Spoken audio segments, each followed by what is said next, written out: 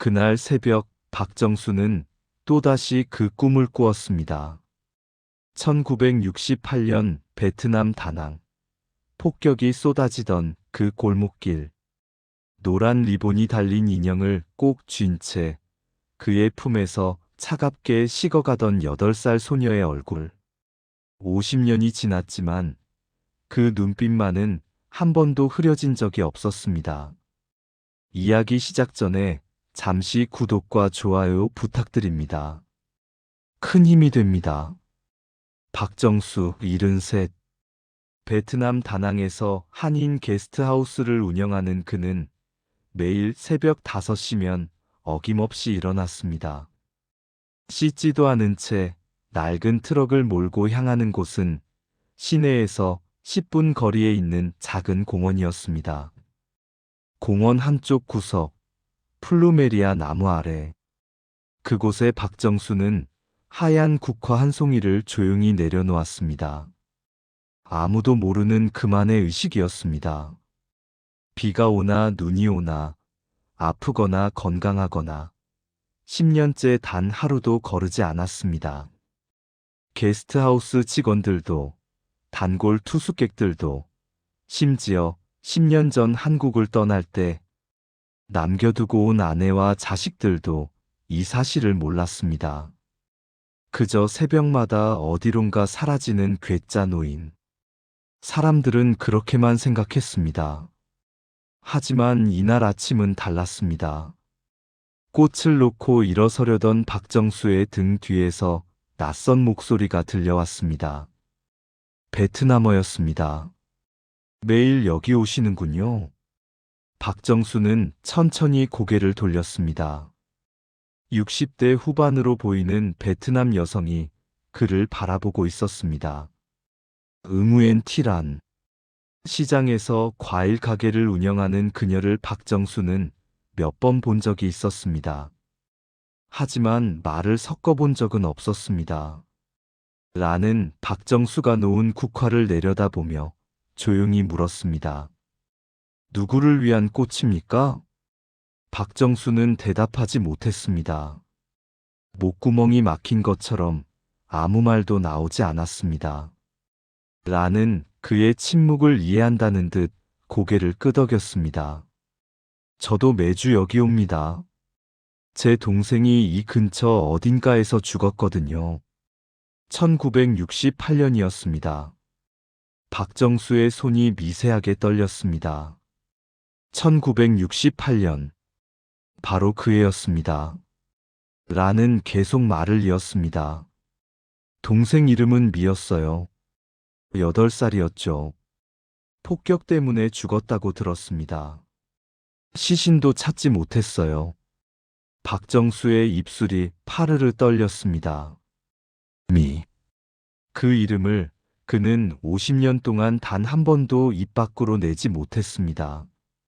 라는 박정수의 창백해진 얼굴을 보며 조심스럽게 물었습니다. 혹시 그때 이 근처에 계셨습니까? 바로 그 순간이었습니다. 박정수의 트럭에서 휴대전화 벨소리가 울렸습니다. 한국에서 걸려온 전화였습니다. 10년 만에 처음 울리는 아들의 전화였습니다. 박정수는 떨리는 손으로 전화를 받았습니다.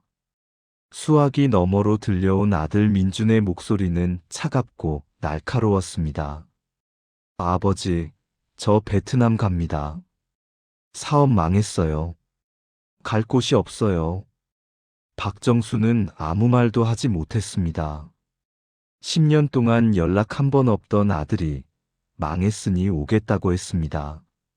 라는 여전히 그를 바라보고 있었습니다. 그 눈빛 속에는 50년 된 질문이 담겨 있었습니다. 당신은 누구입니까? 당신은 그날 거기 있었습니까?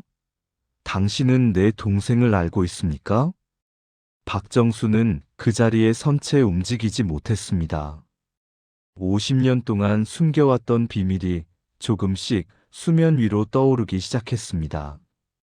그가 평생 도망쳐온 진실이 마침내 그를 찾아온 것입니다. 그의 손 안에는 낡은 열쇠 하나가 쥐어져 있었습니다. 게스트하우스 2층 구석방 열쇠. 그곳에는 50년 동안 단 한 번도 다른 사람에게 보여주지 않은 물건이 숨겨져 있었습니다. 피로 얼룩진 작은 인형. 노란 리본이 달린 그 인형을 란이 다시 한번 물었습니다. 대답해 주시겠습니까? 당신은 그날 거기 있었습니까? 새벽 공기가 무겁게 가라앉았습니다. 먼 곳에서 닭 우는 소리가 들려왔습니다. 박정수의 입이 천천히 열렸습니다. 저는 박정수는 란의 질문에 대답하지 못한 채 서둘러 그 자리를 떠났습니다. 트럭 시동을 걸고 공원을 빠져나오는 내내 백미러 송란의 모습이 그를 따라왔습니다. 그녀의 눈빛이 자꾸만 겹쳐 보였습니다. 50년 전 그날 자신의 품에서 숨을 거둔 소녀미의 눈빛과 게스트하우스로 돌아온 박정수는 로비 거울 앞에 잠시 섰습니다. 거울 속에는 73 노인의 얼굴이 비쳤습니다. 깊게 패인 주름, 반백의 머리, 허리까지 내려온 어깨. 하지만 가장 무거운 것은 그 눈빛이었습니다. 50년 동안 단 하루도 평온하지 못했던 눈빛. 무언가를 숨기고, 무언가를 후회하고, 무언가를 용서받지 못한 사람의 눈빛이었습니다. 박정수가 이곳 다낭에 정착한 것은 10년 전이었습니다. 한국에서 작은 철물점을 운영하던 평범한 가장이었던 그는 어느 날 갑자기 모든 것을 정리하고 베트남행 비행기에 올랐습니다. 아내는 이해할 수 없다며 울었고 대학생이던 아들 민주는 무책임하다며 등을 돌렸습니다. 제 인생을 살고 싶습니다. 박정수가 남긴 말은 그것뿐이었습니다. 하지만 진짜 이유는 아무에게도 말하지 않았습니다. 그는 도망친 것이었습니다.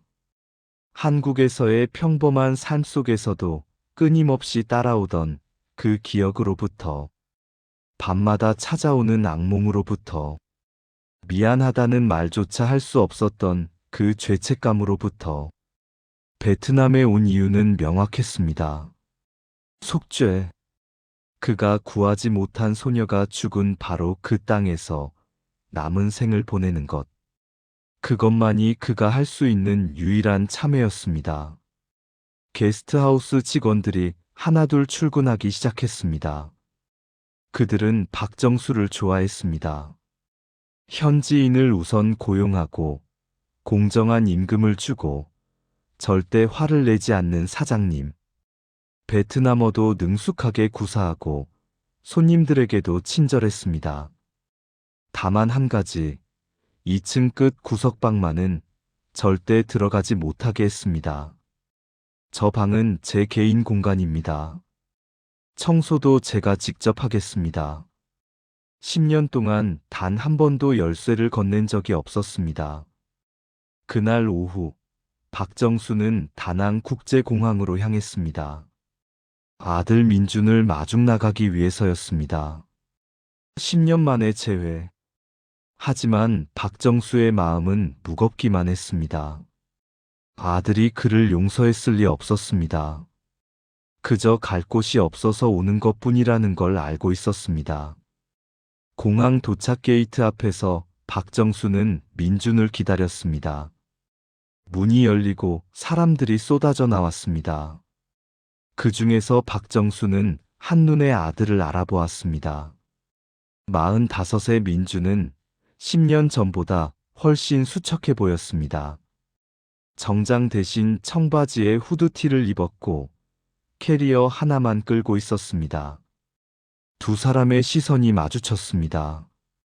민준의 얼굴에는 아무런 감정도 떠오르지 않았습니다. 반가움도 그리움도 미안함도 없었습니다. 그저 차가운 무표정뿐이었습니다. 박정수가 먼저 다가가 말했습니다.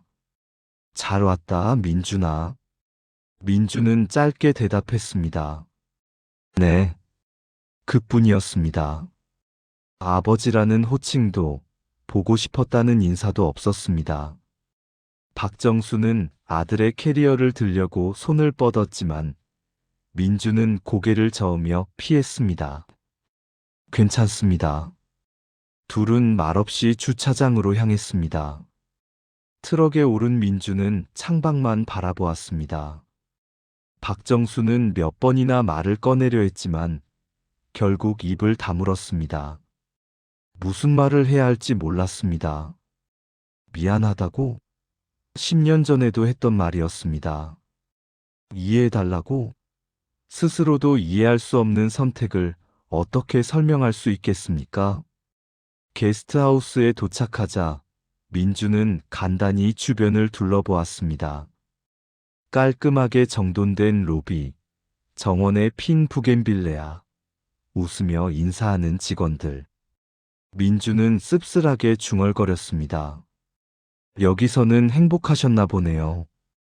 박정수는 대답하지 못했습니다. 행복? 단 하루도 행복했던 적이 없었습니다. 이곳은 도피처였고, 참회의 공간이었고, 스스로에게 내린 유배지였습니다. 민준에게 줄 방은 2층 중앙이었습니다. 구석방 바로 옆이었습니다. 민준이 짐을 풀고 있을 때 박정수는 복도에 서서 구석방 문을 바라보았습니다. 낡은 나무문. 그 안에는 50년의 비밀이 잠들어 있었습니다. 저녁이 되자 박정수는 민준을 위해 식사를 준비했습니다. 쌀국수와 반새우, 그리고 한국에서 공수한 김치. 하지만 민준은 몇 숟가락 뜨다 말고 수저를 내려놓았습니다. 박정수가 조심스럽게 물었습니다. 입맛에 안 맞니? 민준은 고개를 저었습니다. 아닙니다. 그냥 피곤해서요. 거짓말이었습니다. 둘 다 알고 있었습니다. 민준은 자리에서 일어나며 말했습니다. 일주일만 있다 가겠습니다. 한국에서 일자리 알아보고 다시 돌아가야 하니까요. 박정수는 고개를 끄덕였습니다. 그래라. 천천히 쉬어라. 민준이 방으로 돌아간 후 박정수는 홀로 식탁에 앉아 있었습니다. 차가워진 쌀국수를 바라보며 그는 깨달았습니다. 아들과의 거리가 10년 전보다 더 멀어졌다는 것을, 그리고 그 거리를 좁힐 방법을 자신은 모른다는 것을. 밤이 깊어졌습니다. 박정수는 2층 구석방 앞에 섰습니다. 주머니에서 열쇠를 꺼내 자물쇠에 넣었습니다. 문이 열렸습니다. 어둠 속에서 작은 나무 상자가 보였습니다. 그 안에는 노란 리본이 달린 인형이 누워 있었습니다. 50년 전 그날부터 단 한 번도 씻지 않은 피로 얼룩진 그 인형이. 박정수는 인형을 꺼내 품에 안았습니다.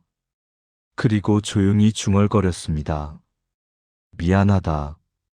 미안해. 복도 저편 민준의 방에서는 불빛이 새어나왔습니다. 아들은 아직 잠들지 못한 것 같았습니다. 박정수는 인형을 다시 상자에 넣고 문을 잠갔습니다. 그날 밤 박정수는 또다시 그 꿈을 꾸었습니다. 하지만 이번에는 꿈속에 란의 얼굴도 나타났습니다. 그녀가 물었습니다. 당신은 그날 거기 있었습니까? 다음 날 아침 민주는 게스트하우스 정원을 거닐고 있었습니다.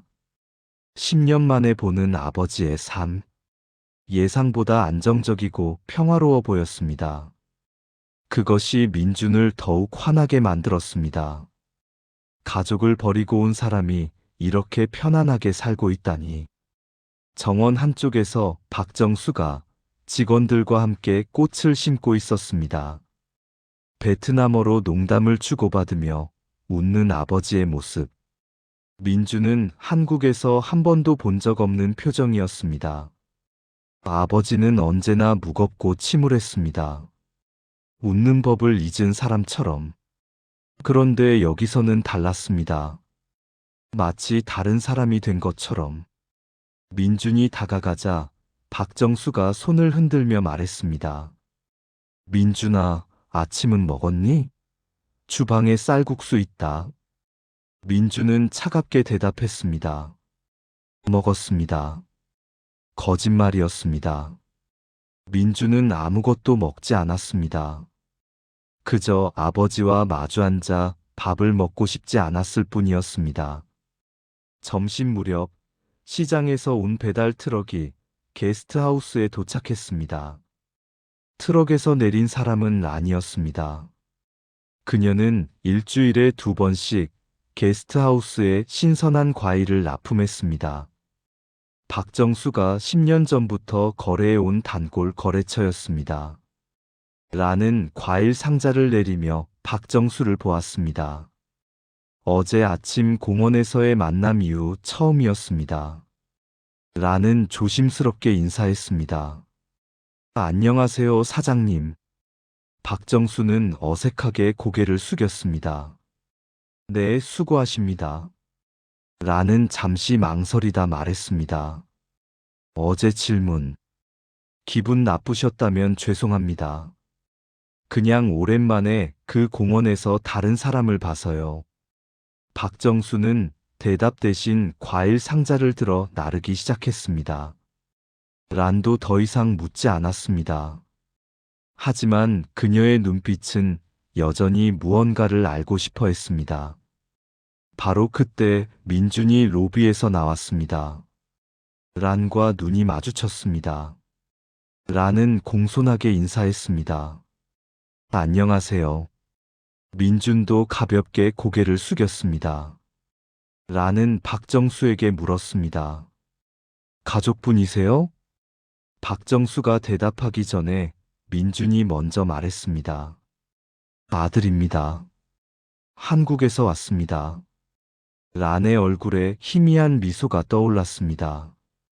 그러시군요.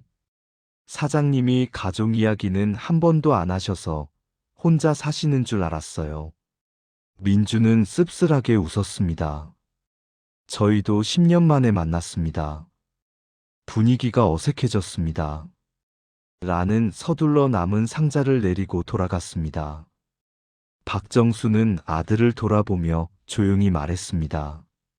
민준아, 그렇게 말할 필요는 없었잖니? 민준이 냉소적으로 되물었습니다. 왜요? 사실인데요. 아버지가 가족 이야기 안 하신 것도 사실이고 10년 만에 만난 것도 사실이잖아요. 박정수는 할 말을 잃었습니다. 민주는 계속 말했습니다. 아버지는 여기서 새 인생 사시는 거 아닙니까? 한국 가족은 없는 척하고. 그게 아버지가 원하던 삶이었잖아요. 박정수의 얼굴이 굳었습니다. 민준아, 그건 오해다. 나는. 뭐가 오해예요? 엄마 혼자 두고, 저 혼자 두고 떠나신 거 맞잖아요. 전화 한 통 없이 10년이요, 아버지. 민준의 목소리가 떨렸습니다. 쌓여있던 감정이 터져나오기 시작했습니다. 엄마가 얼마나 우셨는지 아세요? 저보고 아버지가 왜 떠나셨는지 물어보셨을 때 저는 뭐라고 대답해야 했는지 아세요? 박정수는 고개를 숙였습니다. 민주는 주먹을 쥐며 말했습니다. 제 인생을 살고 싶다고 하셨죠. 그럼 저희는 뭡니까? 저희는 아버지 인생의 방해물이었습니까? 박정수가 간신히 입을 열었습니다. 아니다, 민준아. 너희는 내 전부였어. 다만 뭐예요? 박정수는 대답하지 못했습니다. 어떻게 설명할 수 있겠습니까? 매일 밤 찾아오는 악몽을, 거울을 볼 때마다 떠오르는 죄책감을, 한국에 있는 동안 단 하루도 편히 잠들지 못했던 그 고통을, 가족을 사랑했지만 그 사랑조차 짐이 되어버린 그 무게를. 민주는 아버지의 침묵을 이해의 겁으로 받아들였습니다. 그는 돌아서며 말했습니다. 저는 일주일만 있다 가겠습니다. 그것도 제가 갈 곳이 없어서예요. 아버지 때문이 아닙니다. 민준이 방으로 올라간 후 박정수는 정원 벤치에 주저앉았습니다. 가슴이 무너지는 것 같았습니다. 아들의 말이 틀리지 않았습니다. 자신은 정말 도망친 것이었습니다. 하지만 도망칠 수밖에 없었습니다. 저녁 무렵 박정수는 다시 공원으로 갔습니다. 평소보다 이른 시간이었습니다. 플루메리아 나무 아래 앉아 하늘을 바라보았습니다. 베트남의 하늘은 한국과 달랐습니다. 더 넓고 더 푸르고 더 멀게 느껴졌습니다. 또 오셨네요. 뒤에서 란의 목소리가 들렸습니다. 박정수는 놀라 돌아보았습니다. 란은 장바구니를 들고 서 있었습니다. 시장 끝나고 집에 가는 길입니다. 이 공원이 지름길이거든요. 란은 박정수 옆에 앉았습니다. 둘은 한동안 말없이 앉아 있었습니다. 란이 먼저 입을 열었습니다. 아드님과 사이가 안 좋아 보이던데요. 박정수는 쓴웃음을 지었습니다. 제 잘못입니다. 란은 고개를 끄덕였습니다. 저도 가족과 사이가 안 좋았어요. 오빠가 둘 있었는데 동생 미가 죽고 나서 다들 제 탓을 했거든요. 박정수가 놀라 란을 보았습니다. 란은 계속 말했습니다. 그날 제가 미를 데리고 나갔어요. 엄마가 말리는데도 꼭 데리고 나가겠다고 떼를 썼죠. 그런데 폭격이... 란의 목소리가 떨렸습니다. 저는 살았는데 미는 죽었어요. 오빠들은 저를 용서하지 못했어요. 부모님도 마찬가지였고요. 그래서 저는 평생 혼자 살았습니다. 결혼도 안 했어요. 그럴 자격이 없다고 생각했으니까요. 박정수의 손이 떨렸습니다. 란은 미소 지으며 말했습니다. 그래서 매주 이 공원에 와요. 미에게 미안하다고 말하려고. 당신도 그런 거 아닙니까?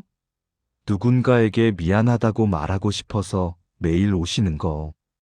박정수는 대답할 수 없었습니다. 란은 일어서며 말했습니다. 살다 보면 누구나 용서받고 싶은 일이 있어요.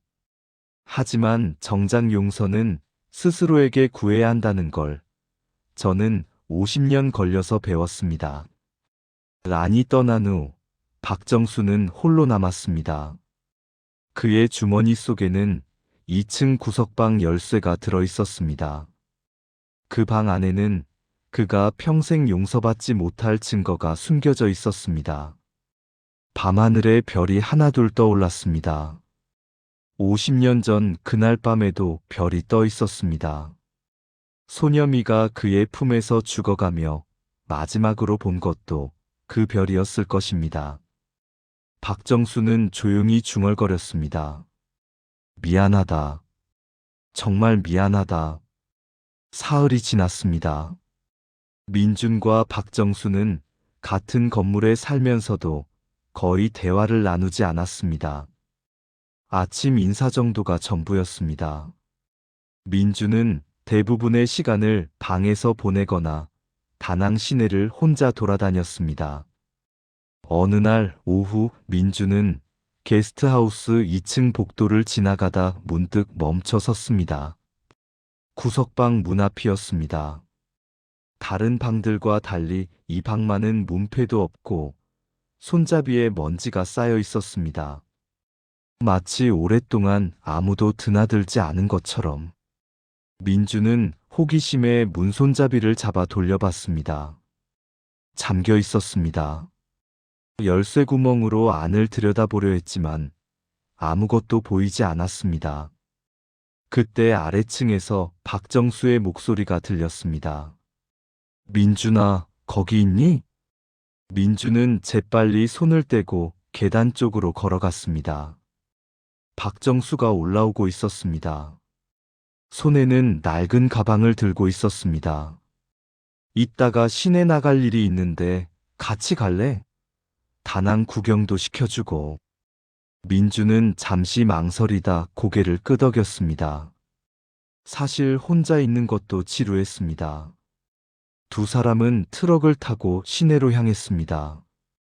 박정수는 한강 다리를 건너며 말했습니다. 저기 보이는 게 용다리야. 밤에 오면 불빛이 정말 예쁘단다. 민주는 창밖을 바라보며 짧게 대답했습니다. 네. 박정수가 차를 세운 곳은 작은 골목 안쪽이었습니다. 낡은 건물 사이에 작은 인쇄소가 있었습니다. 박정수는 가방에서 서류 뭉치를 꺼냈습니다. 잠깐만 기다려라. 금방 올게. 민주는 차 안에서 기다렸습니다. 창문 너머로 인쇄소 안이 보였습니다. 박정수가 인쇄소 주인과 진지하게 대화를 나누고 있었습니다. 무언가를 인쇄하는 것 같았습니다. 포스터처럼 보이는 종이들이 기계에서 나오고 있었습니다. 10분 후 박정수가 돌아왔습니다. 손에는 두툼한 봉투를 들고 있었습니다. 오래 기다렸지? 저녁 먹고 가자. 두 사람은 근처 식당으로 갔습니다. 현지인들로 북적이는 작은 쌀국수 집이었습니다. 박정수는 능숙하게 베트남어로 주문했습니다. 주인 할머니가 박정수를 알아보고 반갑게 인사했습니다. 사장님, 오랜만이에요. 박정수도 웃으며 대답했습니다. 네, 할머니. 건강하시죠? 민주는 그 모습을 보며 생각했습니다. 아버지는 정말 이곳 사람이 된 것 같았습니다. 베트남어도 유창하고 사람들도 모두 아버지를 좋아하는 것 같았습니다. 한국에서는 한 번도 보지 못한 모습이었습니다. 식사 중에 박정수가 조심스럽게 물었습니다. 민주나 사업은 어떻게 된 거니? 민주는 국수를 먹다 말고 젓가락을 내려놓았습니다. 동업자가 돈을 가지고 도망갔습니다. 빚만 3천만 원 남았고요. 박정수의 얼굴이 굳었습니다. 그럼 지금은 무직입니다.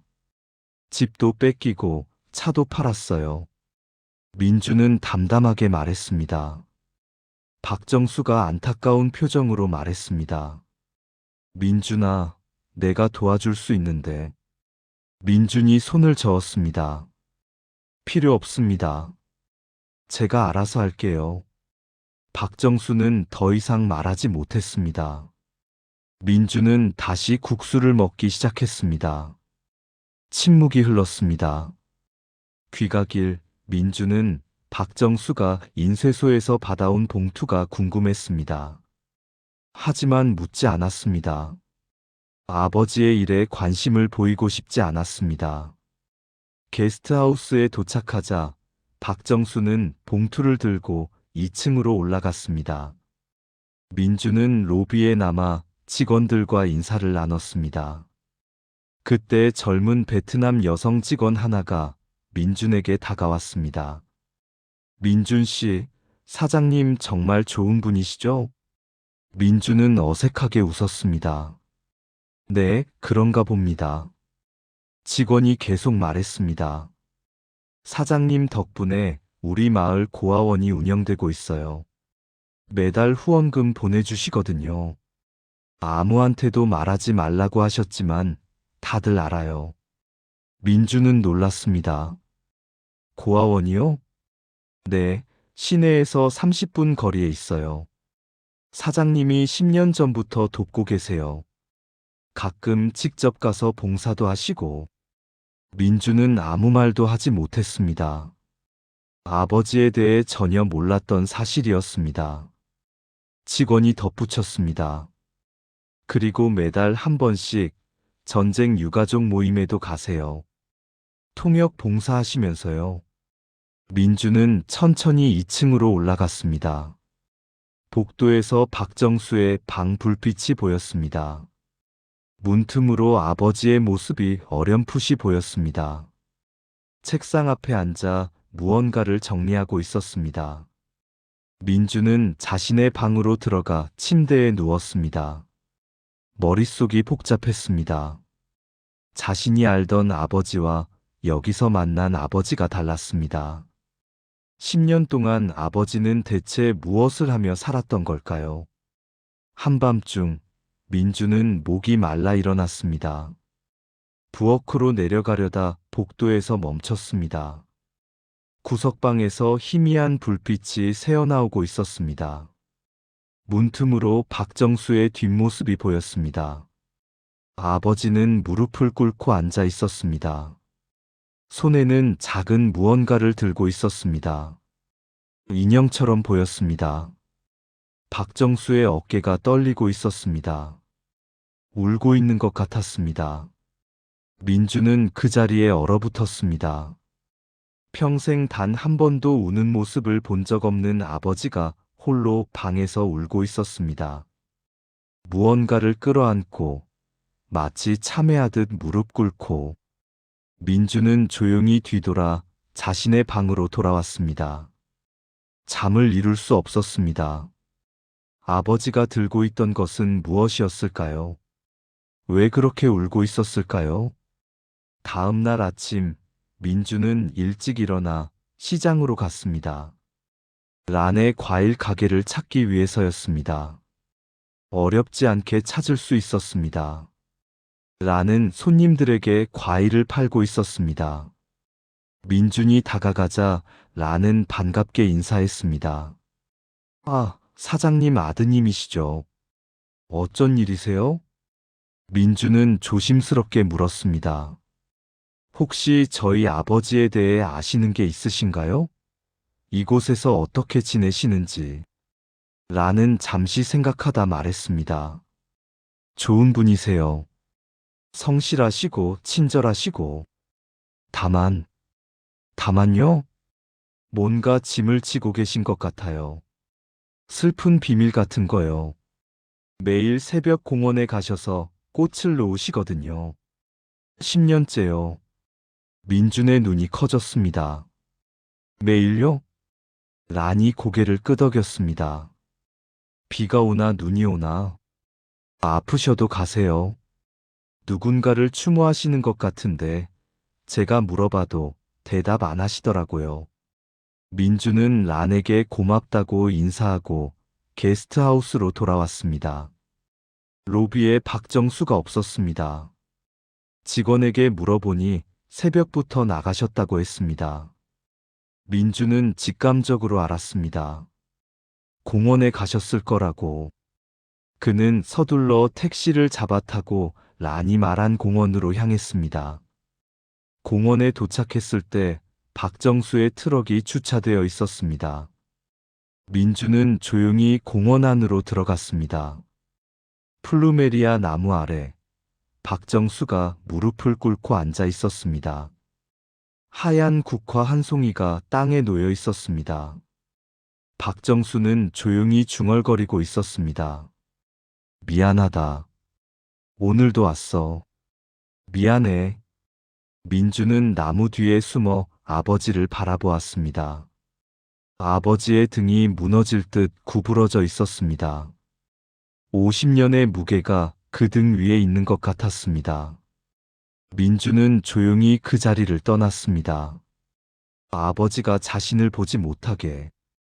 게스트하우스로 돌아온 민주는 2층 복도에 섰습니다. 구석방 문 앞이었습니다. 그 방 안에 답이 있을 것 같았습니다. 아버지가 왜 가족을 떠났는지, 왜 베트남에 왔는지, 왜 매일 공원에 가는지. 하지만 문은 여전히 잠겨 있었습니다. 그날 오후, 다낭에 갑작스러운 소나기가 쏟아졌습니다. 민주는 로비에서 빗소리를 듣고 있었습니다. 박정수는 시내에 볼 일이 있다며 나간 상태였습니다. 비가 점점 거세졌습니다. 천둥이 치고 번개가 번쩍였습니다. 바로 그때 2층에서 큰 소리가 들렸습니다. 무언가 떨어지는 소리였습니다. 민주는 계단을 올라갔습니다. 복도에 물이 새고 있었습니다. 천장에서 빗물이 떨어지고 있었습니다. 물은 구석방 문틈 사이로 흘러들어가고 있었습니다. 민주는 급히 직원을 불렀습니다. 젊은 남자 직원이 올라왔습니다. 큰일이에요. 천장이 샜어요. 저 방 안에 물이 들어가고 있어요. 직원은 당황했습니다. 저 방은 사장님만 열쇠를 가지고 계세요. 전화해봐야 할 것 같은데. 민준이 결단을 내렸습니다. 문 열어야 합니다. 안에 중요한 물건이 있을 수도 있어요. 직원은 망설이다 고개를 끄덕였습니다. 공구함을 가지고 와서 자물쇠를 부수기 시작했습니다. 몇 번의 시도 끝에 자물쇠가 떨어졌습니다. 문이 열렸습니다. 방 안은 생각보다 작았습니다. 가구라고는 작은 책상 하나와 낡은 나무 상자 하나뿐이었습니다. 천장에서 떨어진 물이 바닥에 고여 있었습니다. 직원은 서둘러 양동이와 걸레를 가지러 내려갔습니다. 민주는 홀로 방 안에 남았습니다. 책상 위에는 낡은 노트 한 권이 놓여 있었습니다. 표지에는 베트남어로 무언가 적혀 있었습니다. 민주는 노트를 집어들었습니다. 첫 페이지를 펼쳤습니다. 한글로 적혀 있었습니다. 아버지의 글씨였습니다. 1968년 3월 15일. 나는 오늘 한 아이를 구하지 못했다. 미안하다. 미안하다. 미안하다. 같은 문장이 한 페이지에 가득 적혀 있었습니다. 민주는 다음 페이지를 넘겼습니다. 1968년 3월 16일. 악몽을 꾸었다. 그 아이의 얼굴이 계속 보인다. 나는 더 빨리 움직였어야 했다. 그 다음 페이지도 비슷한 내용이었습니다. 50년 동안 쓴 일기였습니다. 민주는 손이 떨렸습니다. 최근 날짜로 넘겨 읽었습니다. 2024년 12월 10일. 오늘도 미에게 갔다. 꽃을 놓았다. 란을 또 만났다. 그녀는 미의 언니다. 내가 구하지 못한 아이의 언니. 어떻게 말해야 할까? 내가 그날 거기 있었다고. 내가 미를 안고 있었다고. 하지만 구하지 못했다고. 민준의 눈이 커졌습니다. 미, 란. 1968년. 베트남전. 모든 조각이 맞춰지기 시작했습니다. 민주는 방 구석에 놓인 나무 상자로 다가갔습니다. 상자를 열었습니다. 그 안에는 낡은 군복 한 벌과 훈장 몇 개, 그리고 작은 천보자기가 있었습니다.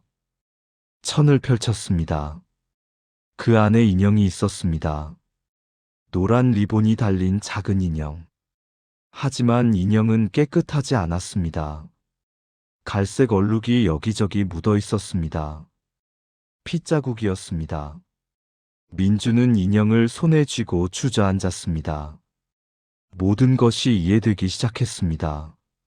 아버지가 왜 베트남에 왔는지, 왜 매일 공원에 가는지, 왜 가족을 떠날 수밖에 없었는지. 아버지는 도망친 것이 아니었습니다. 속죄하러 온 것이었습니다. 바로 그때 계단에서 발소리가 들렸습니다. 박정수가 돌아온 것이었습니다. 민주는 황급히 인형을 다시 보자기에 싸려 했지만 이미 늦었습니다. 박정수가 문 앞에 섰습니다. 부서진 자물쇠를 보고 열린 문을 보고 방 안의 민준을 보았습니다. 민준의 손에 들린 인형을 보았습니다. 박정수의 얼굴이 하얗게 질렸습니다.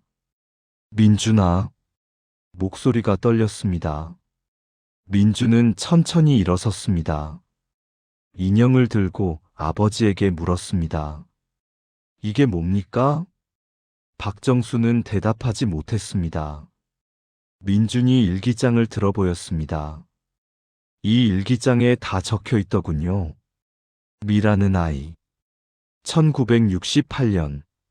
아버지가 구하지 못했다는 그 아이. 박정수는 벽에 기대 섰습니다. 다리에 힘이 풀린 것 같았습니다. 민주는 계속 물었습니다. 아버지는 베트남전에 참전하셨던 겁니까? 그걸 우리에게 한 번도 말씀 안 하셨어요? 박정수가 간신히 고개를 끄덕였습니다. 민주는 믿을 수 없다는 표정으로 말했습니다. 왜요? 왜 말씀 안 하셨어요? 박정수의 입이 천천히 열렸습니다. 말할 수 없었다. 자랑스러운 일이 아니었으니까. 민준이 되물었습니다. 참전이 자랑스럽지 않은 일입니까? 나라를 위해 싸우신 건데. 박정수가 고개를 저었습니다. 나는 나라를 위해 싸운 게 아니야. 나는 그저 살아남으려고 했을 뿐이야. 침묵이 흘렀습니다. 박정수는 힘없이 방 안으로 들어와 책상에 앉았습니다. 민준도 따라 들어왔습니다. 박정수가 떨리는 손으로 인형을 받아들었습니다. 마치 아기를 다루듯 조심스럽게. 1968년 3월 15일이었어. 다낭 외곽 마을에서 작전이 있었지. 폭격 예정 지역이었어. 민간인들은 모두 대피했다고 했어. 하지만 박정수의 목소리가 끊어졌습니다. 민주는 조용히 기다렸습니다. 박정수가 계속 말했습니다. 작전 중에 골목을 지나가는데 폭격 소리가 들렸어. 그때 한 아이가 나타났어. 8살쯤 된 여자아이. 이 인형을 꼭 안고 있었지. 겁에 질려서 울고 있었어. 박정수의 눈에 눈물이 맺혔습니다. 나는 아이를 안고 안전한 곳으로 뛰었어. 하지만 2차 폭격이 시작됐고 파편이 날아왔어. 나는 아이를 감싸 안았지만 박정수가 흐느끼기 시작했습니다. 아이는 내 품에서 죽었어. 내가 더 빨리 뛰었어야 했는데. 내가 더 잘 감쌌어야 했는데. 민주는 숨이 멎을 것 같았습니다. 아버지가 50년 동안 짊어진 짐이 이것이었습니다. 박정수가 계속 말했습니다. 아이의 마지막 말이 뭔지 아니? 응우엔이라고 했어. 아마 이름이었을 거야. 하지만 나는 베트남어를 잘 몰랐고, 아이는 그렇게 죽었어. 이 인형만 남기고. 민주는 아버지 옆에 앉았습니다. 박정수가 말했습니다. 나는 그 후로 단 하루도 편히 잠든 적이 없어. 매일 밤 그 아이가 꿈에 나타났어. 한국에 돌아와서도 너를 키우면서도 평범하게 살려고 애썼지만 안 됐어. 박정수가 민준을 바라보았습니다. 미안하다, 민준아. 나는 좋은 아버지가 될 수 없었어. 내 안에 이런 짐이 있는데 어떻게 행복한 척할 수 있었겠니? 민준의 눈에도 눈물이 고였습니다. 처음으로 아버지를 이해할 것 같았습니다. 바로 그때 계단에서 또 다른 발소리가 들렸습니다. 누군가 올라오고 있었습니다. 복도에 나타난 사람은 아니었습니다.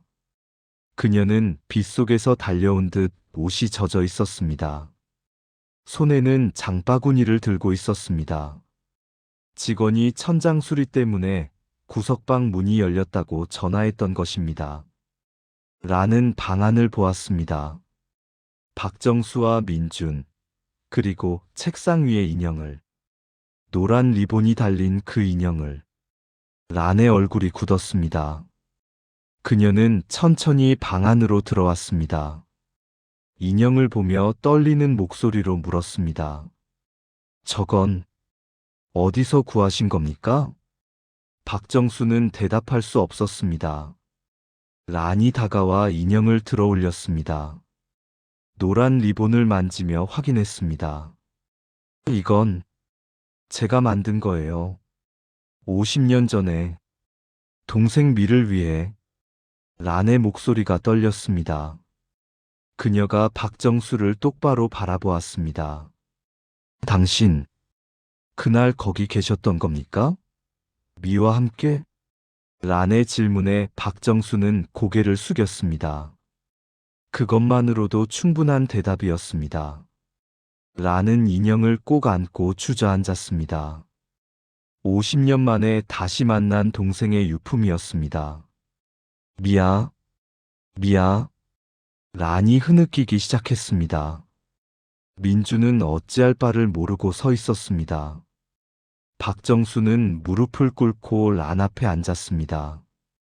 정말 미안합니다. 제가 구하지 못했습니다. 박정수의 목소리가 떨렸습니다. 란은 눈물 범벅이 된 얼굴로 박정수를 바라보았습니다. 무슨 말씀이세요? 당신이 미를 죽인 겁니까? 박정수가 고개를 저었습니다. 아닙니다. 저는 미를 구하려 했습니다. 폭격 지역에서 혼자 있는 미를 발견하고 안전한 곳으로 데려가려 했습니다. 하지만 박정수가 말을 잇지 못했습니다. 란이 떨리는 목소리로 물었습니다. 하지만요, 2차 폭격이 있었습니다. 파편이 날아왔고 미는 제 품에서 숨을 거뒀습니다. 제가 더 빨리 뛰었어야 했는데, 제가 미를 더 잘 보호했어야 했는데, 라는 인형을 안고 흐느꼈습니다. 50년 동안 궁금했던 진실이었습니다. 동생이 어떻게 죽었는지, 마지막 순간은 어땠는지, 그녀는 단 한 번도 알 수 없었습니다. 시신조차 찾지 못했으니까요. 박정수가 조심스럽게 말했습니다. 미의 마지막은 혼자가 아니었습니다. 제 품에서 조용히 갔습니다. 아프지 않았을 겁니다. 란이 고개를 들었습니다. 정말입니까? 박정수가 고개를 끄덕였습니다. 미는 마지막까지 이 인형을 놓지 않았습니다. 그리고 뭔가를 말하려 했습니다. 응우엔이라고. 아마 자기 이름을 말한 것 같습니다. 란의 눈에서 눈물이 쏟아졌습니다.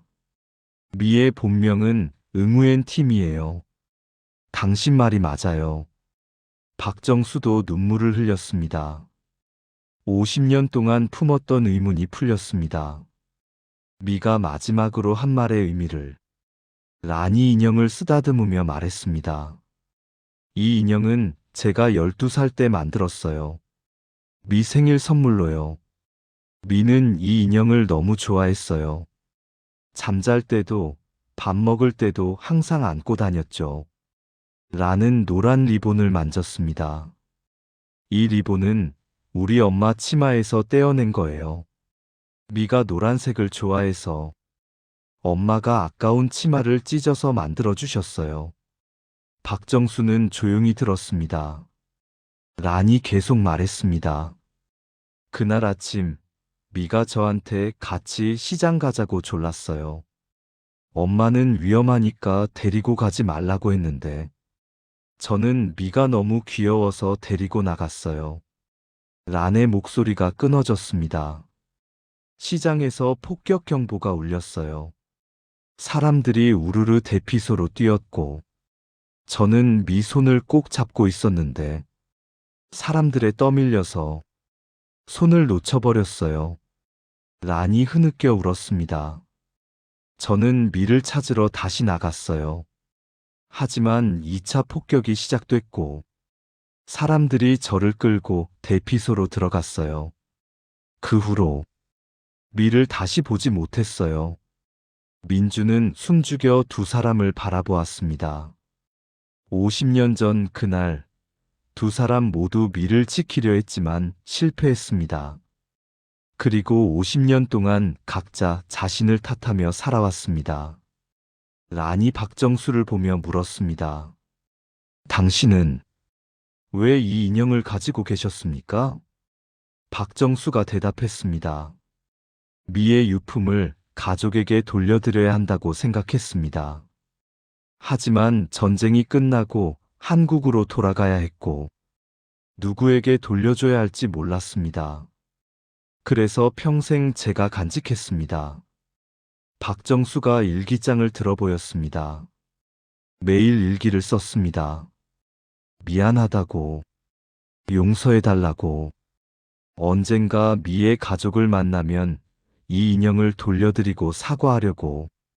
란이 일기장을 받아들었습니다. 50년간의 참회가 빼곡히 적혀 있었습니다.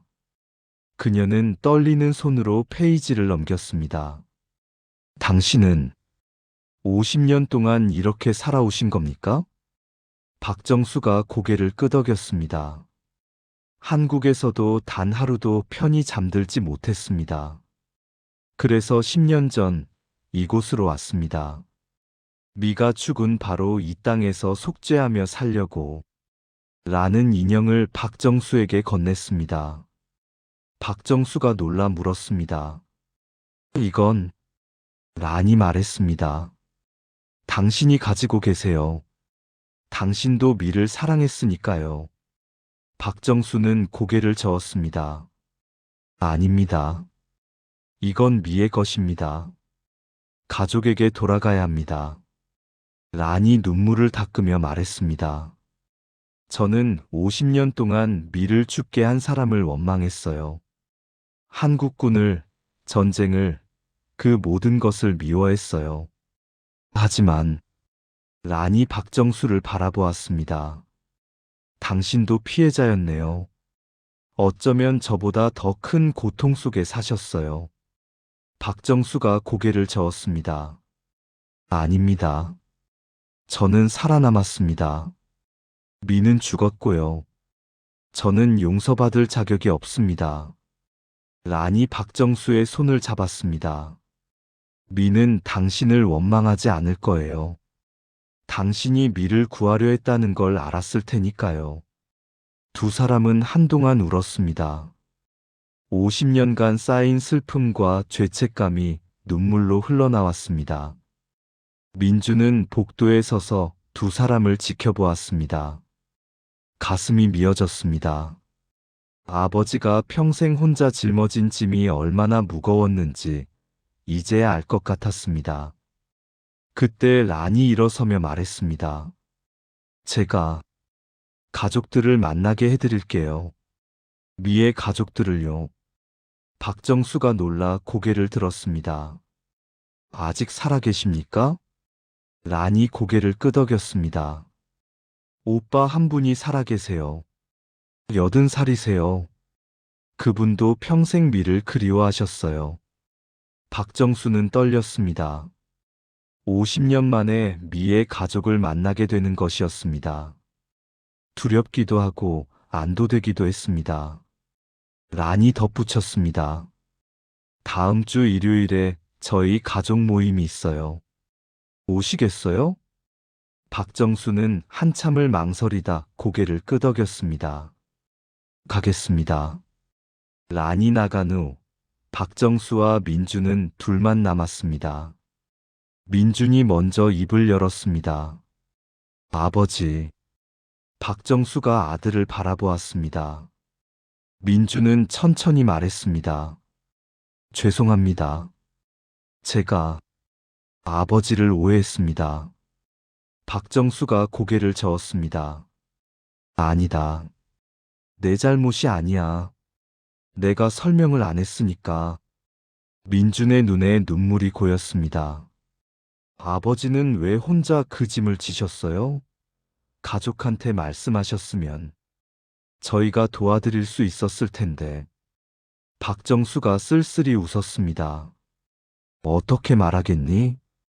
전쟁터에서 한 아이를 구하지 못했다고. 그 죄책감 때문에 가족과 함께 있어도 행복할 수 없다고. 너무 무거운 이야기잖니? 민준이 아버지를 끌어안았습니다. 10년 만에 처음이었습니다. 아버지, 이제 혼자 아니세요. 제가 있잖아요. 박정수는 아들의 품에서 조용히 울었습니다. 50년 만에 처음으로 누군가에게 기댈 수 있었습니다. 창밖으로 비가 그쳤습니다. 구름 사이로 햇살이 비쳤습니다. 일주일이 흘렀습니다. 그 사이 박정수와 민준의 관계는 조금씩 회복되고 있었습니다. 민준은 더 이상 아버지를 원망하지 않았습니다.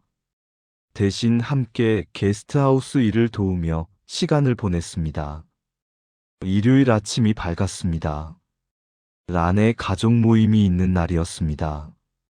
박정수는 새벽부터 일어나 준비했습니다. 깨끗한 셔츠를 입고 머리를 단정히 빗었습니다. 손에는 노란 리본이 달린 인형을 조심스럽게 들고 있었습니다. 민준도 함께 가겠다고 했습니다. 박정수는 처음엔 만류했지만 민준은 고집했습니다. 아버지 혼자 가시게 할 수 없어요. 저도 함께 가겠습니다. 두 사람은 트럭을 타고 란이 알려준 주소로 향했습니다. 다낭 외곽의 작은 마을이었습니다. 50년 전 모습 그대로인 듯한 낡은 집들이 줄지어 있었습니다. 란의 집 앞에 도착하자 그녀가 나와 맞이했습니다. 란의 옆에는 지팡이를 짚은 노인이 서 있었습니다. 란의 오빠, 응우엔 반투였습니다. 80살의 그는 주름진 얼굴에 온화한 미소를 띠고 있었습니다. 란이 베트남어로 오빠에게 소개했습니다. 투는 박정수를 물끄러미 바라보았습니다. 박정수는 긴장한 채 허리를 깊이 숙였습니다. 투가 천천히 다가왔습니다. 그리고 놀랍게도 박정수를 껴안았습니다. 박정수는 얼어붙었습니다. 투가 서툰 한국어로 말했습니다. 감사합니다. 미 구하려 했다고 들었어요. 박정수의 눈에서 눈물이 흘렀습니다. 원망받을 줄 알았는데 감사하다는 말을 들을 줄은 몰랐습니다. 집 안으로 들어가자 더 많은 가족들이 모여 있었습니다. 란의 조카들, 그 자녀들까지 총 10여 명이었습니다. 란이 모두에게 박정수를 소개했습니다. 이분이 50년 전 미를 구하려 했던 한국 군인분이에요. 사람들이 박정수를 따뜻하게 맞아주었습니다. 박정수는 준비해온 인형을 투에게 건넸습니다. 이것을 돌려드립니다. 미가 마지막까지 놓지 않았던 물건입니다. 투는 떨리는 손으로 인형을 받았습니다. 노란 리본을 만지며 눈물을 흘렸습니다. 50년 만에 돌아왔구나, 미야. 그때 투가 안방으로 들어가더니 낡은 상자를 하나 가지고 나왔습니다. 상자를 열자 오래된 사진들이 나왔습니다. 투는 그중 한 장을 꺼내 박정수에게 보여주었습니다. 흑백 사진이었습니다. 어린 소녀가 인형을 안고 환하게 웃고 있었습니다. 바로 미였습니다. 박정수는 사진을 보며 숨이 멎는 듯 했습니다. 50년 동안 꿈에서만 보던 그 얼굴이었습니다. 투가 계속 사진을 꺼냈습니다. 미의 어린 시절, 가족들과 함께 찍은 사진들. 그리고 마지막 사진 한 장을 꺼냈을 때 박정수는 충격을 받았습니다. 사진 속에는 미와 함께 다른 아이가 있었습니다. 조금 더 어린 남자아이였습니다. 투가 설명했습니다. 미 동생이에요. 이름은 타인이에요. 박정수가 놀라 물었습니다. 미에게 동생이 있었습니까? 란이 고개를 끄덕이며 말했습니다. 네. 당시 4살이었어요. 하지만 란의 목소리가 낮아졌습니다. 그날 폭격 때 타인도 함께 죽었어요. 미와 같은 날요. 박정수는 멍해졌습니다. 한 명이 아니라 2명이 죽었다는 것이었습니다. 투가 계속 말했습니다.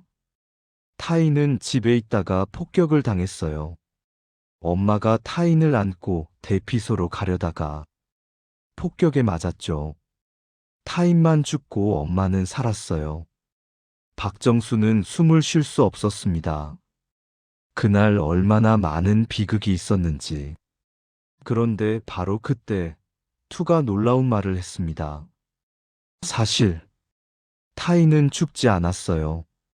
란도 놀라 오빠를 보았습니다. 투가 설명했습니다. 사람들이 타인이 죽었다고 했어요. 엄마도 그렇게 믿었고요. 하지만 10년 전에 알았어요. 타인이 살아있다는 걸. 박정수와 민준, 란까지 모두 충격을 받았습니다. 투가 계속 말했습니다. 당시 구호단체에서 타인을 구출했대요. 부상이 심했지만 살았어요. 하지만 신원을 확인할 방법이 없었고 고아원으로 보내졌죠. 투는 또 다른 사진을 꺼냈습니다. 최근에 찍은 것으로 보이는 컬러 사진이었습니다. 중년 남성이 웃고 있었습니다. 이 사람이 타인이에요. 지금은 레 반투안이라는 이름으로 살고 있어요. 박정수는 사진을 보며 놀랐습니다. 어디선가 본 듯한 얼굴이었습니다. 투가 말했습니다. 투안은 다큐멘터리 감독이에요. 다낭에서 일하고 있죠. 전쟁 상처 치유 프로젝트를 하고 있어요. 박정수는 깨달았습니다. 몇 달 전 게스트하우스를 찾아왔던 그 감독이었습니다. 전쟁 관련 자료를 찾고 있다며 질문했던 그 사람.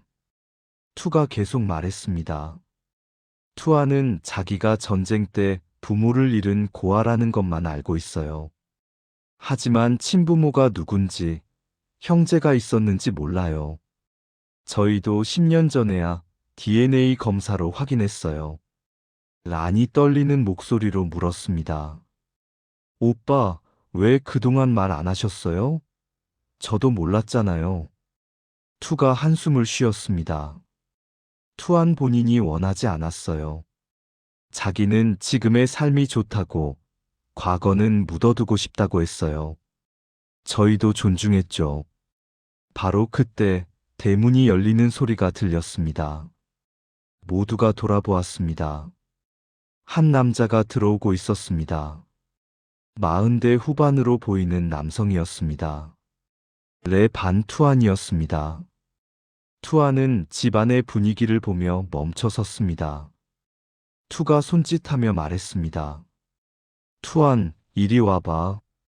소개할 사람이 있어. 투안이 다가왔습니다. 박정수와 눈이 마주쳤습니다.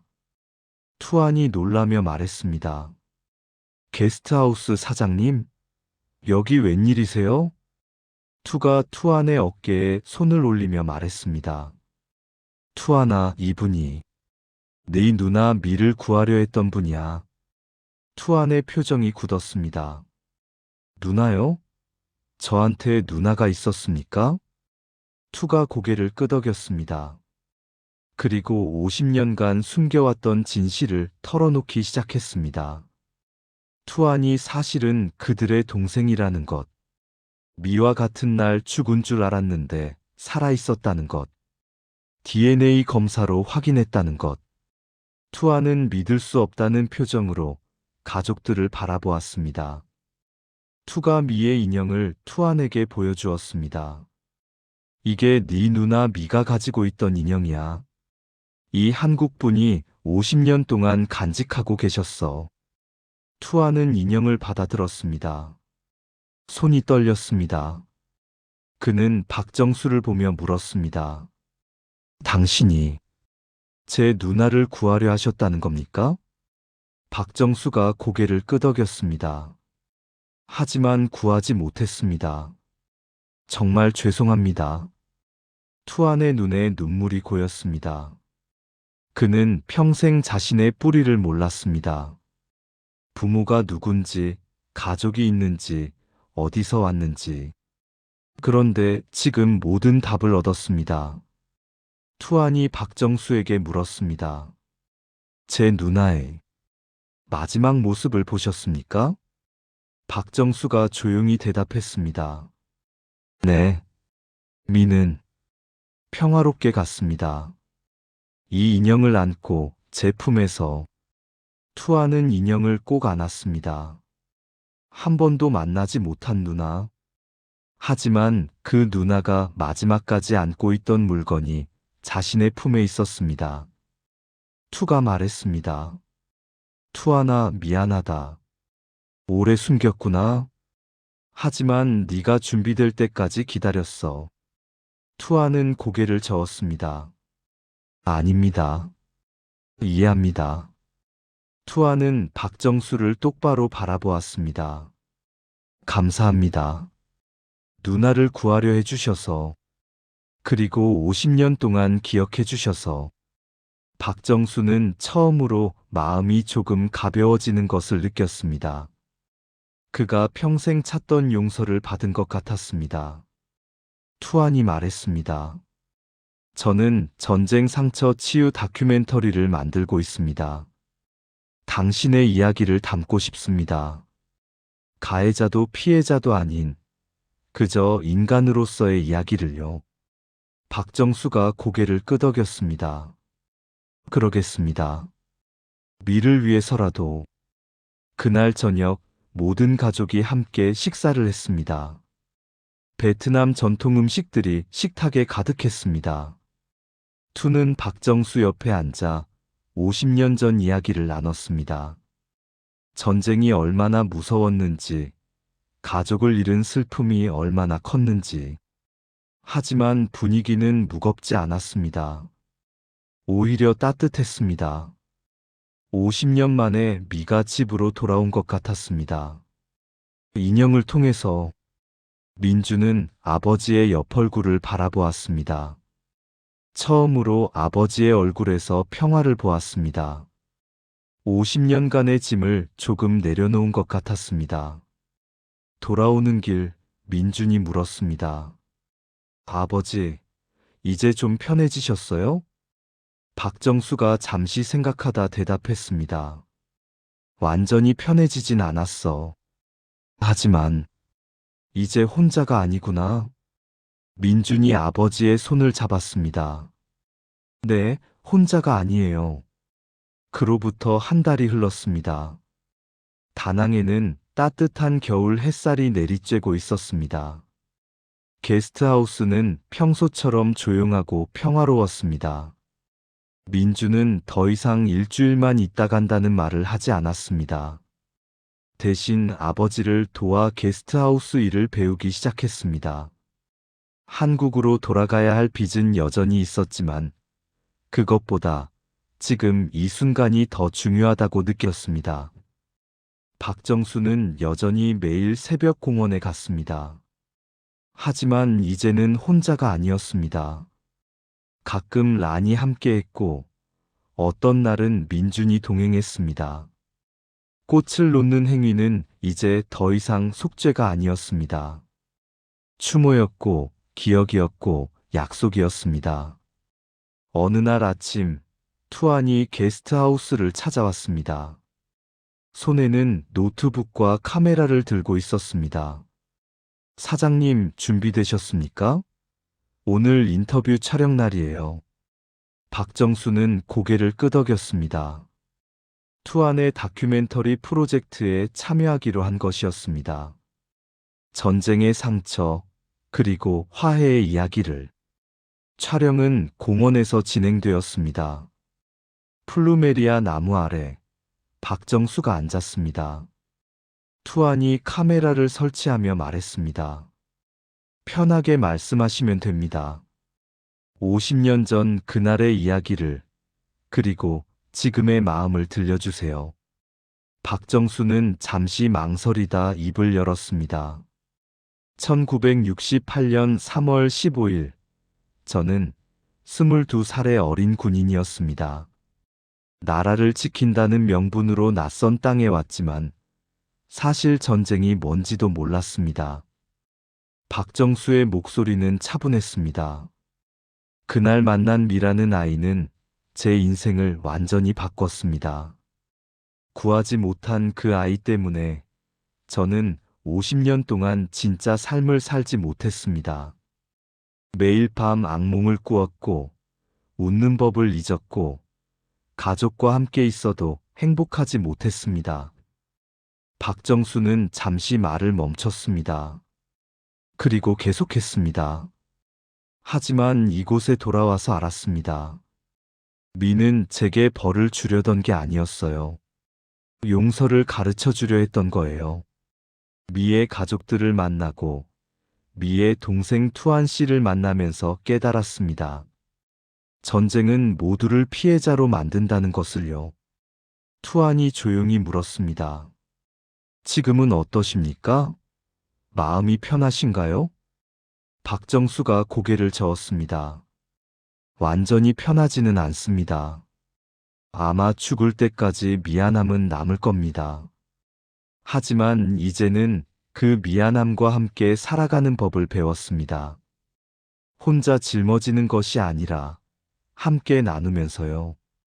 촬영이 끝난 후 투안이 박정수에게 말했습니다. 이 다큐멘터리는 내년 초 베트남과 한국에서 동시 상영될 예정입니다. 많은 사람들이 당신의 이야기를 들을 거예요. 박정수는 미소 지었습니다.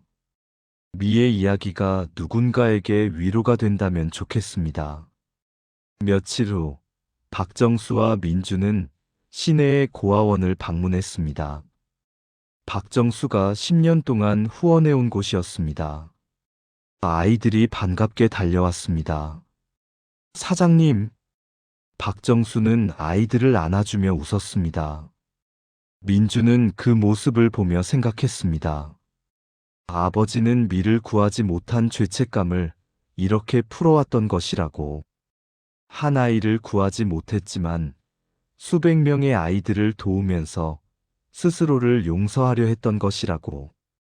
고아원 원장이 박정수에게 말했습니다. 사장님 덕분에 올해 5명이 대학에 진학했어요. 정말 감사합니다. 박정수는 고개를 저었습니다. 아닙니다. 제가 더 감사합니다. 아이들이 저에게 살아갈 이유를 줬으니까요. 저녁에 게스트하우스로 돌아오자 란이 기다리고 있었습니다. 손에는 작은 보자기를 들고 있었습니다. 사장님, 드릴 게 있어요. 란은 보자기를 펼쳤습니다. 안에는 작은 액자가 있었습니다. 미의 사진이 들어 있었습니다. 인형을 안고 웃고 있는 그 사진. 이걸 가지고 계세요. 미도 원할 거예요.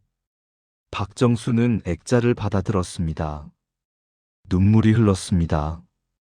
정말 괜찮습니까? 란이 고개를 끄덕였습니다. 당신도 미의 가족이니까요. 그날 밤, 박정수는 액자를 2층 방에 걸었습니다.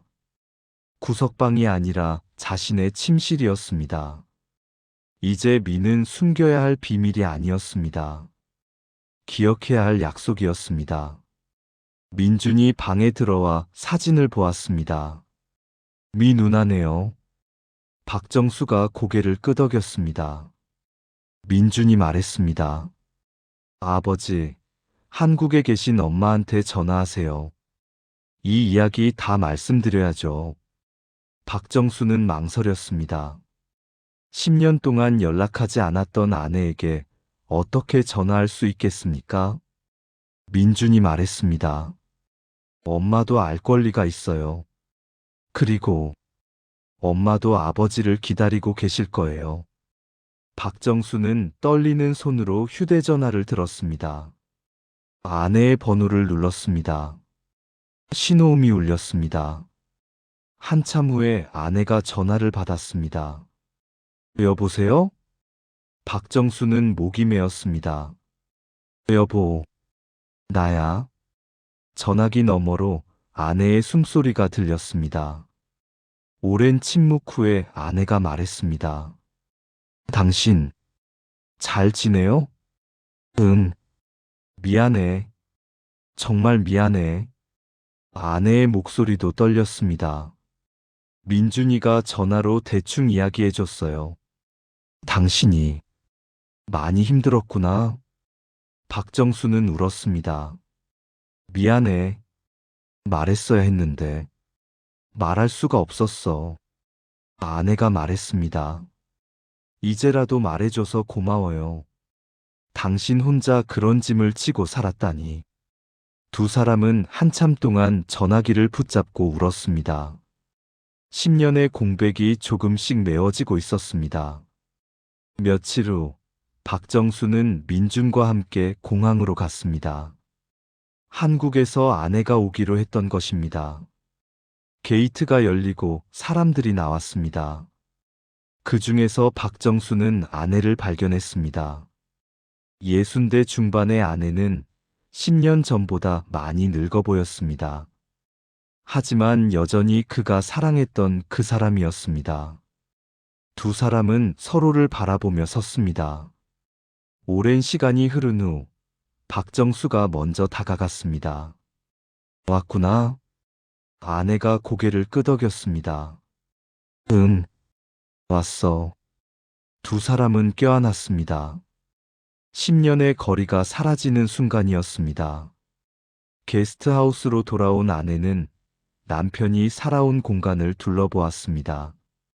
깨끗하고 단정한 집, 정성스럽게 가꾼 정원, 그리고 벽에 걸린 미의 사진. 박정수는 아내에게 모든 이야기를 들려주었습니다. 1968년 그날부터 50년간의 악몽, 그리고 최근에 있었던 일들까지. 아내는 남편의 손을 잡으며 말했습니다. 당신 잘못이 아니에요. 전쟁이 잘못이죠. 박정수가 고개를 저었습니다. 내가 더 빨리 움직였더라면. 아내가 남편의 말을 막았습니다. 당신은 최선을 다했어요. 그걸로 충분해요. 그날 저녁, 가족 셋은 함께 식사를 했습니다. 10년 만에 가족 식사였습니다. 란도 초대받아 함께 했습니다. 식탁에는 베트남 음식과 한국 음식이 함께 놓여 있었습니다. 란이 박정수의 아내에게 말했습니다. 남편분은 정말 좋은 분이세요. 50년 동안 미를 잊지 않으셨어요. 아내가 미소 지었습니다. 이제 알겠어요. 남편이 왜 여기 와야 했는지. 식사 후, 박정수는 가족들을 데리고 공원으로 갔습니다. 플루메리아 나무 아래 모두 함께 꽃을 놓았습니다. 박정수, 아내, 민준, 그리고 란. 박정수가 조용히 말했습니다. 미아, 내 가족들이야. 늦었지만 소개해주고 싶었어. 아내가 덧붙였습니다. 미아, 우리 남편 잘 부탁해.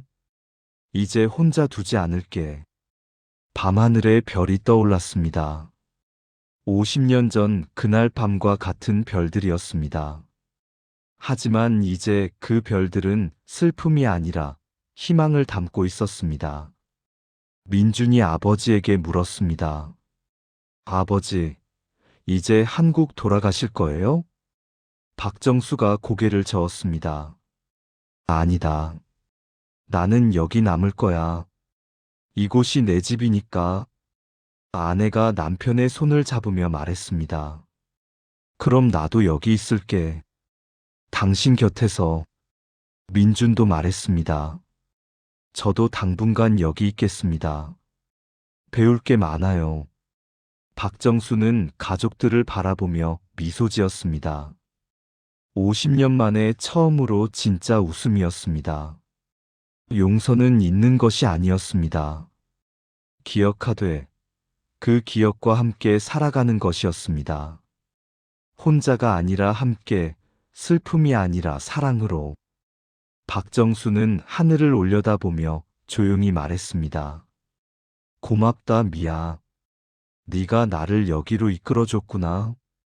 바람이 불어왔습니다. 플루메리아 꽃잎이 날렸습니다. 마치 미가 대답하는 것 같았습니다. 괜찮아요, 아저씨. 이제 편히 사세요. 게스트하우스로 돌아가는 길, 박정수는 뒤돌아보지 않았습니다. 이제 그는 과거에 갇혀 있지 않았습니다. 과거를 기억하되 현재를 살아가는 사람이었습니다. 그리고 그것이 미가 진정으로 원했던 것이라는 걸 알았습니다. 이 이야기가 여러분의 마음에 와닿았다면 구독과 좋아요 부탁드립니다. 여러분의 작은 관심이 더 많은 이야기를 전하는 힘이 됩니다. 3년 후, 다낭의 아침은 여전히 고요했습니다. 하지만 이제 코리안 하우스 게스트하우스는 예전과 많이 달라져 있었습니다. 입구 옆에는 작은 현판이 걸려 있었습니다. 미 추모관 마이너스 전쟁과 화해의 공간. 베트남어와 한국어, 영어로 함께 적혀 있었습니다. 박정수는 76이 되었지만 여전히 건강했습니다. 매일 새벽 공원에 가는 습관도 변하지 않았습니다. 다만 이제는 아내와 함께였습니다. 게스트하우스 2층 구석방은 작은 전시 공간이 되었습니다. 미의 사진과 인형, 박정수의 일기장 일부, 그리고 전쟁 당시 자료들이 전시되어 있었습니다. 투안의 다큐멘터리가 큰 반향을 일으킨 후 많은 사람들이 이곳을 찾아왔습니다. 한국에서 온 참전 용사들, 베트남 전쟁 유가족들, 그리고 평화를 배우고 싶은 젊은이들까지. 작은 방은 화해와 치유의 공간이 되었습니다. 민주는 게스트하우스 공동 운영자가 되었습니다. 한국의 빚은 게스트하우스 수익으로 조금씩 갚아나가고 있었습니다.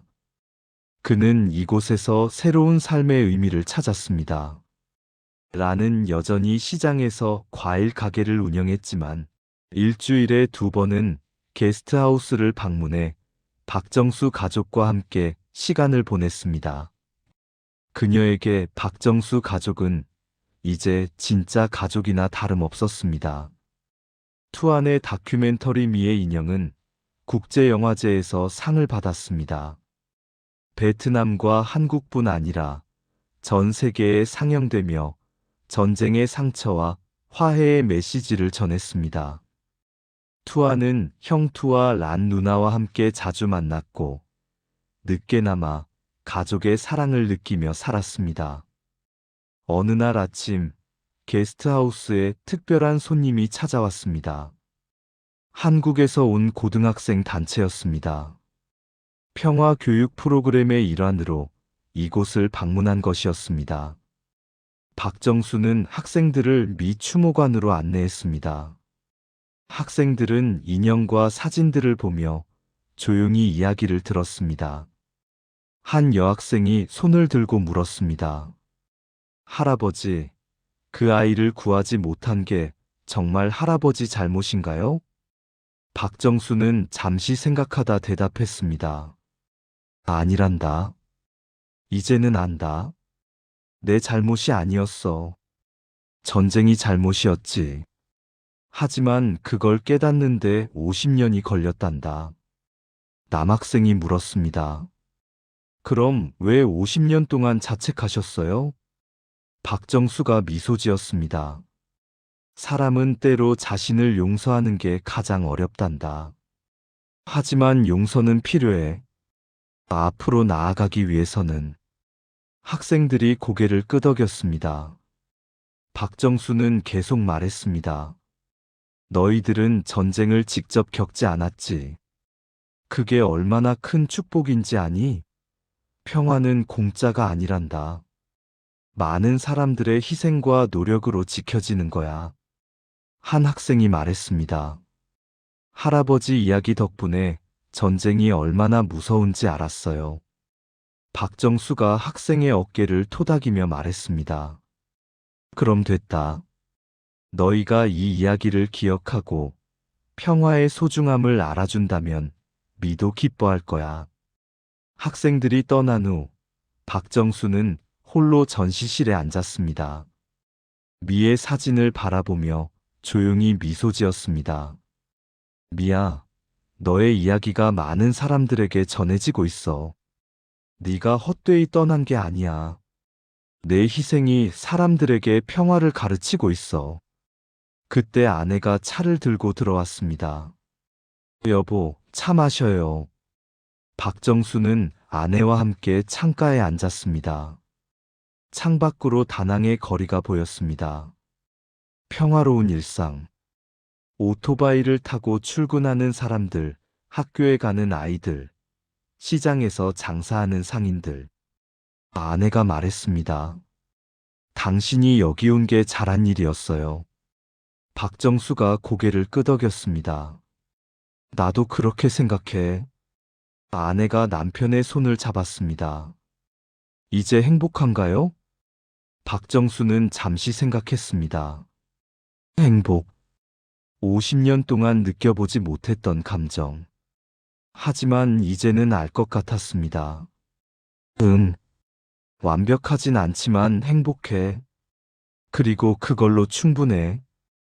해질 무렵 박정수와 아내는 공원으로 산책을 나갔습니다. 플루메리아 나무 아래 꽃을 놓았습니다. 하얀 국화였습니다.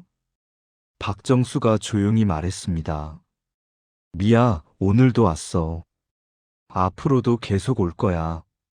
네가 혼자가 아니라는 걸 알려주기 위해서. 바람이 불어왔습니다. 꽃잎이 날렸습니다. 석양빛에 반짝이는 꽃잎들이 마치 미가 웃는 것 같았습니다. 아내가 남편의 팔짱을 끼며 말했습니다. 집에 가요. 민준이가 저녁 준비했을 거예요. 두 사람은 천천히 걸어갔습니다. 석양을 등지고 집을 향해. 더 이상 과거에 묶여있지 않았습니다. 과거를 기억하되 현재를 살아가는 사람들이었습니다. 게스트하우스로 돌아가는 길, 박정수는 뒤돌아 공원을 바라보았습니다. 플루메리아 나무가 석양빛에 물들어 있었습니다. 그 아래 하얀 꽃이 조용히 놓여 있었습니다.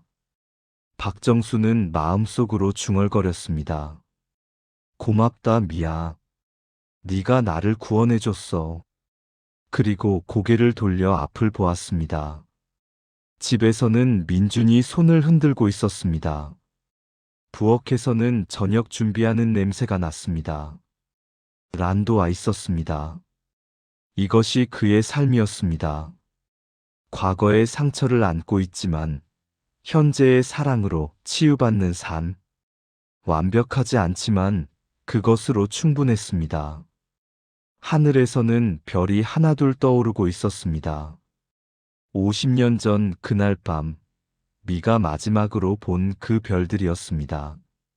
하지만 이제 그 별들은 슬픔이 아니라 희망을 담고 있었습니다.